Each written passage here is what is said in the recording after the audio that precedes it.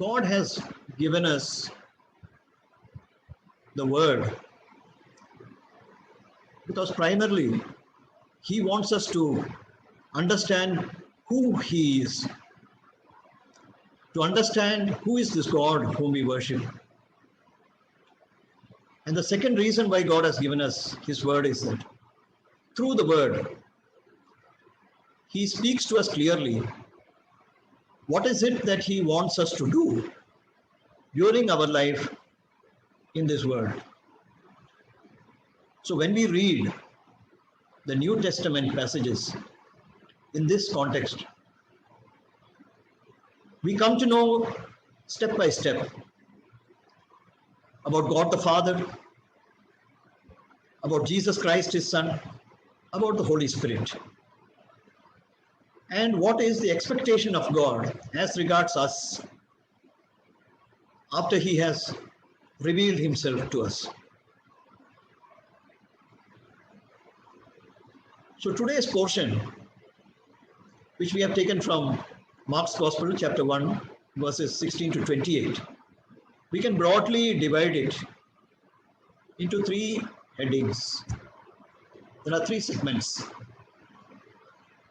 You can call it as an outline. The first part of that outline is calling out of the disciples. These disciples, we know that later on, out of those disciples, 12 were chosen to be apostles. And we read about this in verse 16 to 20 in today's portion. There is a calling out of the disciples. And here it is mentioning only about Peter and Andrew, James and John in this portion. But we know that others also were called. Then the second portion is that verses 21 and 22, we read about the teaching ministry, how Jesus commenced His teaching ministry in a synagogue in Capernaum. And the third segment is how Jesus drove out an unclean spirit out of a man. And this is discussed in verses 23 to 28.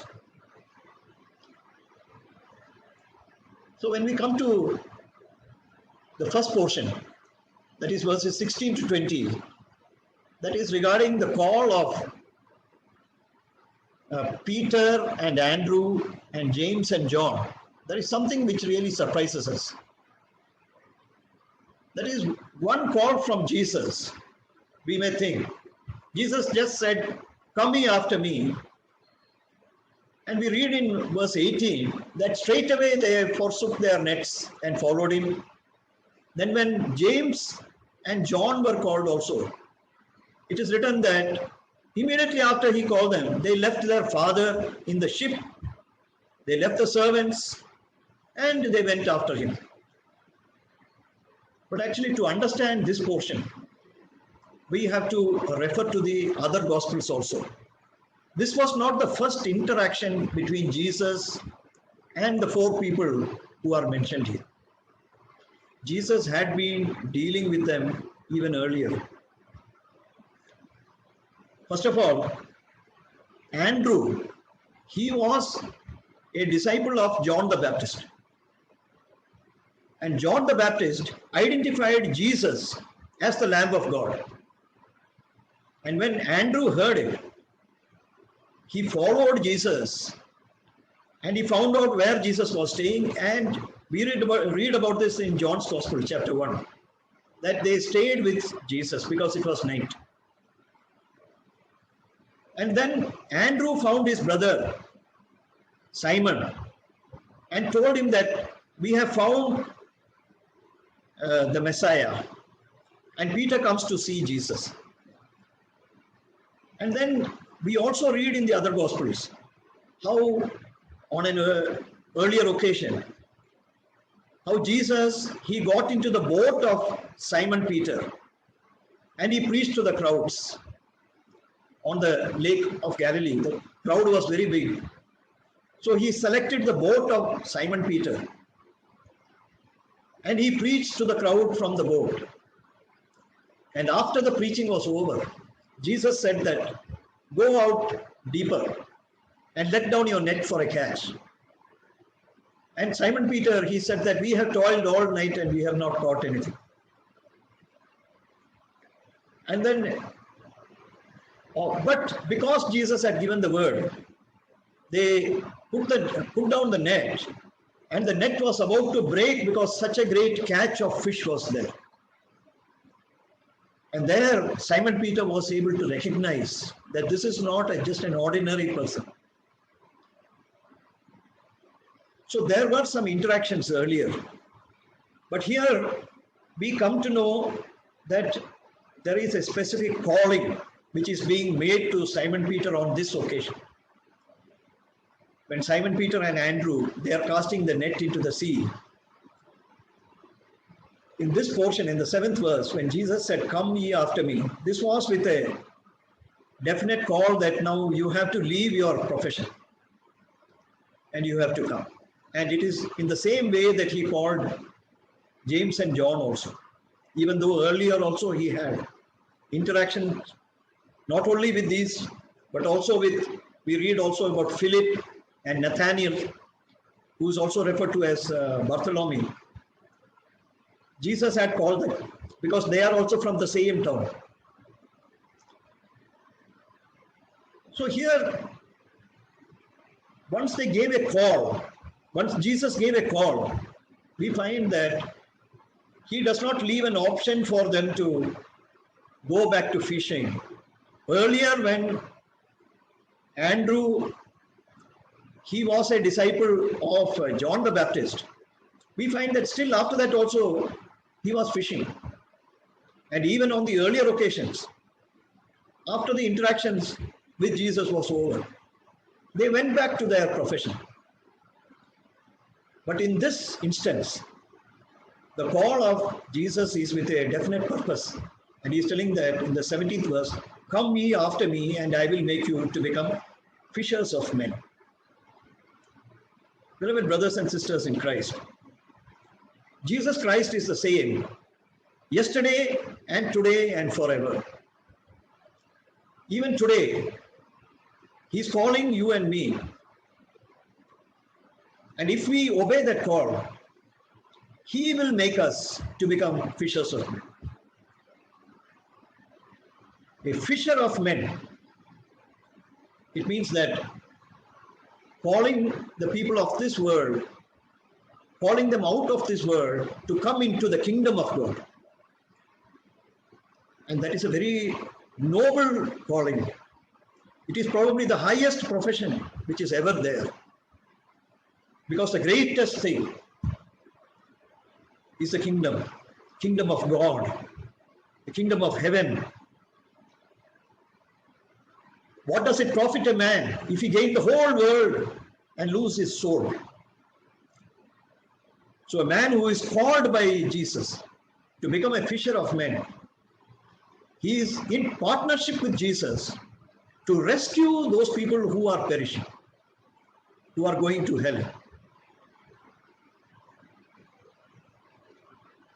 And it is to this only that you and I also have been called, because it is the same Lord who has gathered us also together over here to become fishers of men.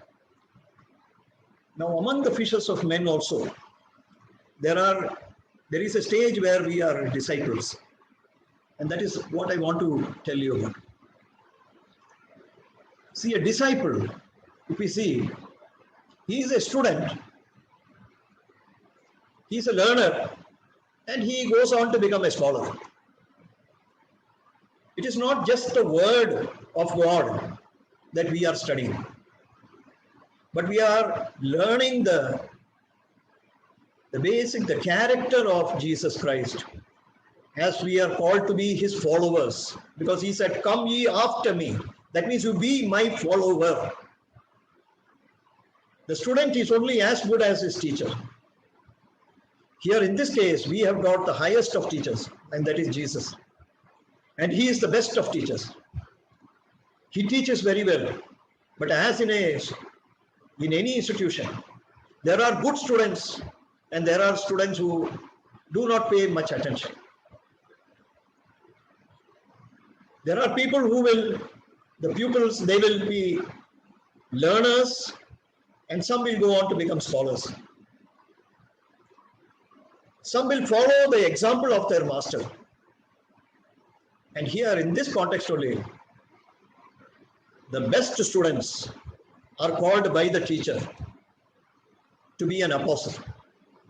Beloved brothers and sisters in Christ, many of us Christians, we think that the apostles are only the 12 who were called by Jesus. Maybe we will include Saint Paul also in that group. But the word of God is telling us that even till today, there are apostles. If we, for example, you take the letter of Saint Paul to the Ephesians, chapter 4, we find that this is an office in the church which is prevailing, because this word has been given to the church. The letter of Saint Paul to the Ephesians, chapter 4 and verse 11 is telling, and he gave some apostles and some prophets and some evangelists and some pastors and teachers. So here we are finding some offices in the church. And the purpose of this one is given in the 12th verse, for the perfecting of the saints, for the work of the ministry, for the edifying of the body of Christ. So one of the offices is apostle, and this is what we find as regards the four individuals who are called in this particular portion. That is Simon who was called as Peter, Andrew, James and John. They were called as disciples. They were students under Jesus, and they were selected as apostles. They were numbered with the 12. An apostle, basically the meaning, if you take the Greek word, it is one who is sent. One who is sent with a task. And there is a second characteristic about that word. That is, they will not be remaining with a group, but they will be sent away from the group, probably to form groups of their own. And we have this office today also. That is, there are church planters. There are people who are called by God to be full-time ministers. And they do not just be satisfied with leading one church in a particular place, but they go and start another ministry, a new ministry in another place. And thereby they expand the kingdom of God. That is the meaning of the apostle. But there are other offices also. So you and I, we have to discern what is God's calling for us. Whether it is only to remain as a disciple, or whether God has called us with a specific purpose to be an apostle. And now an apostle cannot have any other work. He cannot follow any other profession of this world, a business of this world, because that needs to be established in a particular place. Even we find in the case of Saint Paul, he was a tent maker. So even though he wandered, he would earn the money with that skill that he had by joining with other people. That was the only difference. But basically he was not staying in one place. A disciple is a student. You and I, the first question that we have to ask ourselves is, in this profession of becoming fishers of men, how far have we advanced in our knowledge? Because becoming a fisher of men, it needs to expound on the word of God also. So do we have a regular study of the word of God to understand deeply, so that if anyone asks a doubt, we are able to clarify it? And more importantly, what is our lifestyle like? Are we reflecting the character of Jesus Christ in our dealings? Because the people around us, they read one very important book. That is what I have read somewhere. There are 4 gospels over here which are written in the Bible, and there is one gospel that is written in you, because people read you and they understand that gospel better than what is written inside the Holy Bible. Jesus was able to show that character to everyone. And the people who understood him, they understood his compassion. They flocked to him in multitudes. And he had an enormous amount of catch of fish. And he is a skilled fisherman. And he is teaching us to become the fishers of men. So along with growing in the knowledge in the Word of God, we have to also keep an eye on whether this Word of God is transforming us. This Word has got the power to transform us also internally. It is able to transform our thinking, our lifestyle, so that we become after the example of Jesus. In the case of the people who were called by Jesus personally, we see that they forsook their nets. It was a full-time, let us say, classes which Jesus was conducting for the next 3.5 years. Jesus, he took these disciples with him wherever he went. They saw every aspect of the way he dealt with people. The many miracles that he did, the many teachings that he taught, they were there. They absorbed all these teachings like a sponge, and it became part of their character. You and I also, God is expecting the same thing from us, that we should listen to the same teachings. We have the benefit today of reading the same words which were spoken by Jesus to these disciples, and these words are able to transform us also. Next we see that about the teaching of Jesus. He went to Capernaum and he taught on the Sabbath day in the synagogue. And they were astonished at his doctrine, for he taught them as one that had authority and not as the scribes. Beloved brothers and sisters in Christ, this is not difficult to understand. But you can understand the difference between the authority of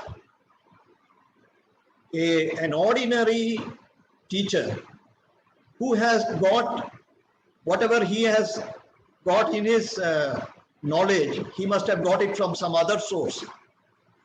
He has got it by hearing somebody else.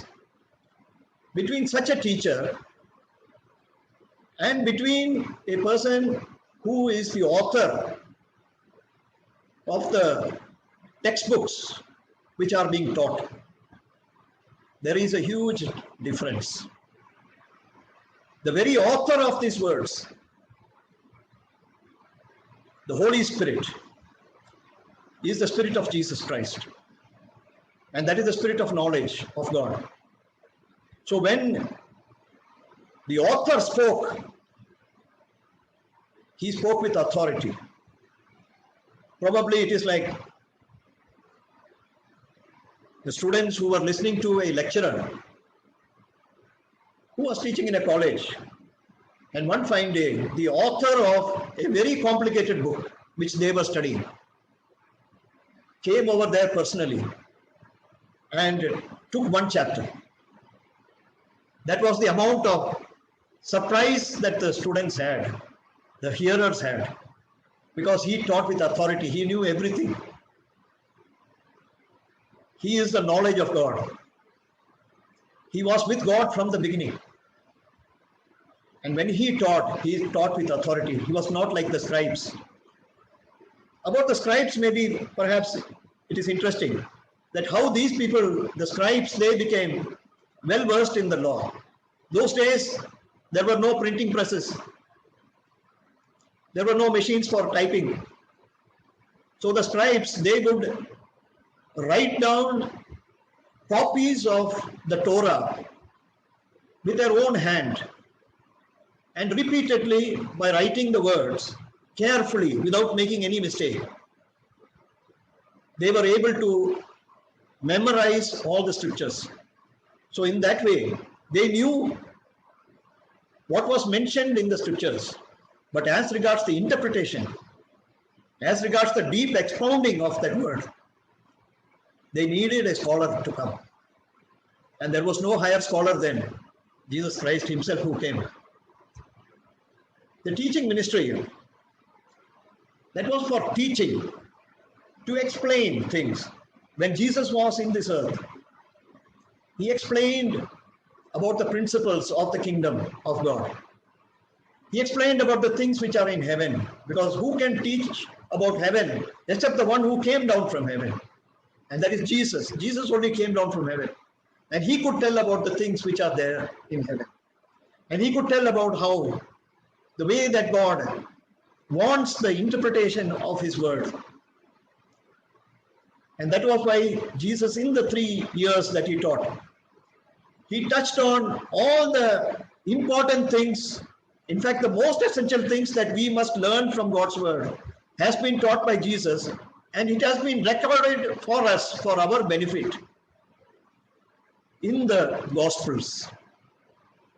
And we have got the 4 Gospels, the evangelism: Matthew, Mark, Luke, and John, telling us the very words which Jesus spoke to explain the word of God and to expound on it. Next, we see one more thing. That is how in the synagogue, when he was teaching, there was a man with an unclean spirit. This is also very surprising, that in a synagogue is a place where religious people come together. This is not a place where there is entertainment. The persons who come over there, they have come to learn from the word of God. They are having the best intentions to follow God. But in their midst, there is a man with an unclean spirit. Beloved brothers and sisters in Christ, this seems very strange to us. But we need not be surprised.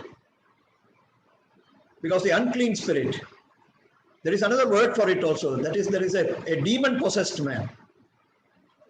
A demon-possessed man. He was there in the synagogue. Now the demon will never manifest himself, because the intention of the devil to send the demon is to deceive people.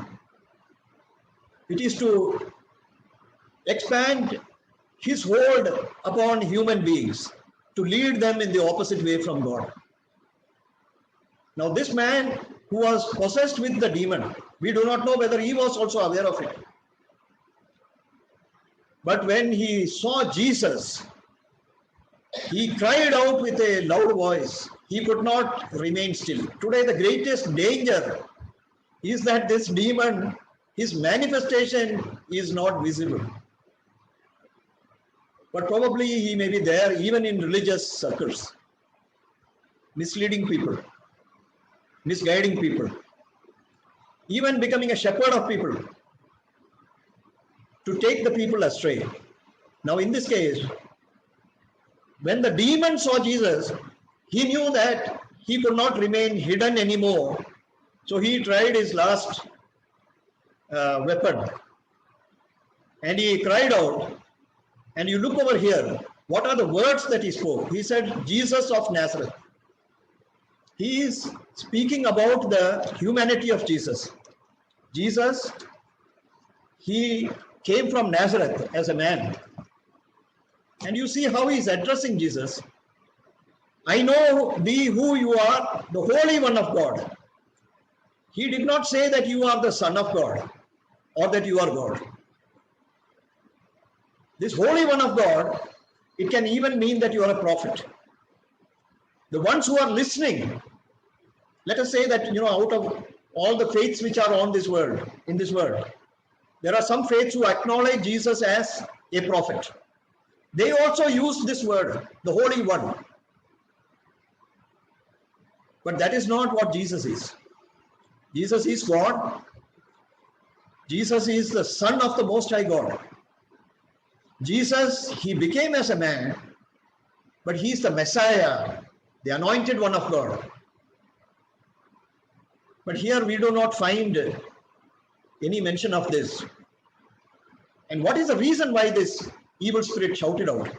Because here among human beings, there is a tendency to think that when anything is uttered by way of a prophecy, by some person who shouts out loudly, there is a tendency to think that every word that is uttered is the truth. But we are cautioned in the word of God itself that one or two prophesy one at a time, and let the others who are listening, let them analyze what is being told and discern from the word of God whether that is the truth. So when we discern in that sense, we come to know that this is a lie, because the demon is a liar, and his idea was to just convince the people that this is another prophet. We find the same thing happening in St. Paul's ministry also.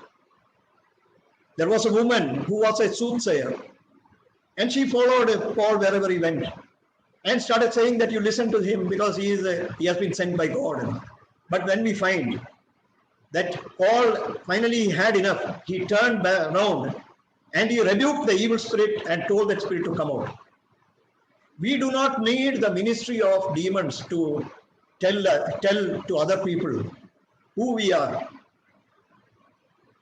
What we need is the word of God. The authority of the word of God is more than enough for us. Here we are finding that Jesus did not waste any time. He rebuked him and said, hold your peace and come out of it. That's all. And then we are seeing that the unclean spirit tore him, and when he cried out with a loud voice, he came out. And all were amazed at this doctrine. There is one thing about the unclean spirits that you and we should know. That the demons, the unclean spirit, they are demon or evil spirits who inhabit a human body. Now, whom do they inhabit? They inhabit only those people who leave the door open. Those people who welcome the evil spirit, or rather, they welcome the nature of the evil spirit. It is not alien to the human spirit which is inside them. Here we find that the unclean spirit, actually it has been roaming around in this world. Sometimes it gets into a man, and sometimes he goes out of the man. He treats the body of the man as his own house. Here we are finding the words of Jesus, which is given in Matthew's Gospel, chapter 12, verse 43 to 45. He's saying when the unclean spirit is gone out of a man, he walks through dry places seeking rest and finds none. Then he says, I will return into my house from whence I came out. So he is treating the human body as his house. And then it is written here that when he finds it empty, swept and garnished, that means it is not occupied by anything else which is making him uncomfortable, which is making the unclean spirit uncomfortable. If he finds such a thing, then he will bring other evil spirits also, more wicked than him. And when they enter and dwell there, then the last state of that man is worse than the first. And we have come to know, actually, when we read the gospel also, that is the demoniac at Gadara. He was possessed by a legion of evil spirits. And there were at least 2,000 such evil spirits, demons, which were inside that man. Because there was a herd of pigs, numbering about 2,000. The pigs, when Jesus drove out the demons, and they went into the pigs. The pigs, they ran into the sea and they all died, and it is written there that 2,000 pigs, they died.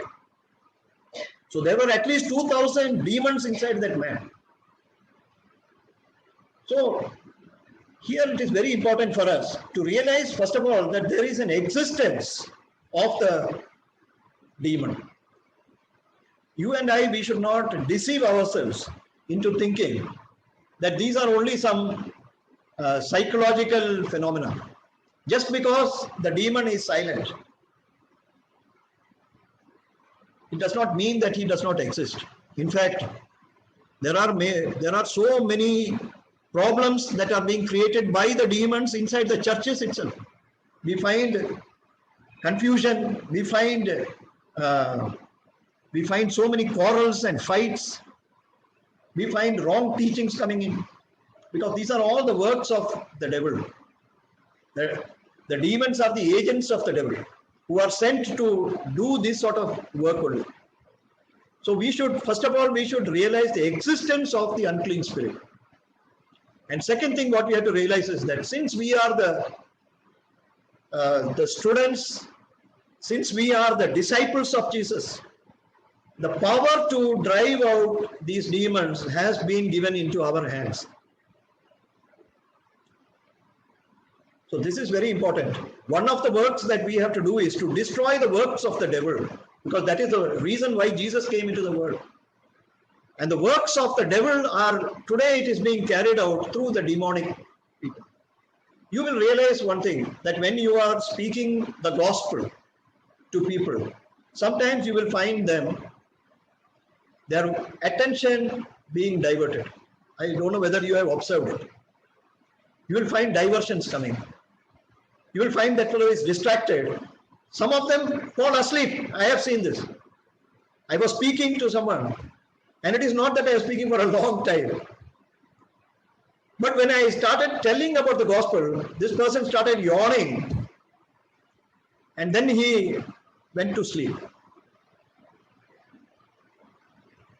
So, unless we recognize that there is an existence of the unclean spirit, and it is the unclean spirit which is creating the hurdle for receiving the gospel, we will not address that problem. That is why the prayer for the people whom we are speaking the gospel to is very important. We have to pray for the strength of the Holy Spirit to be within us, so that we can drive out these spirits as we speak the word of God to the people. Why do people become violent against the people who are, against the messengers who are spreading the gospel? This is also the work of the devil. The unclean spirits who are possessing human beings, they will rise up in violence against people who are preaching the word of God. So we have to recognize this. We are, with prayer, with fasting, praying for the souls of those to whom we are preaching the gospel. If we go ahead, I am sure that many souls can be saved. And here it is written that Jesus, he preached in all the region around about Galilee, and his fame spread abroad. Beloved brothers and sisters in Christ, if we are faithful to God, if we are faithful to our Lord, the same thing can be seen in our life also. The people will flock to us because the Holy Spirit will drive them to you, where they can read, where they can hear the word of God. And here, this is what we are finding in the life of Jesus also. Jesus, wherever he went, the people, they were driven to him. Some may think that it is because of the miracles, but I do believe that there is, the hand of God is also there, because no one can come to Jesus unless the Father draw them to him. That is what the word of God is telling. And whoever comes to Jesus, he will in no wise cast out. He will not drive them away, but he will accept them. You and I, we need the strength today of the Holy Spirit. We need to be good students of the word of God. We need to show the example of Jesus wherever we go, so that we can have an effective ministry and become fishers of men. Praise the Lord.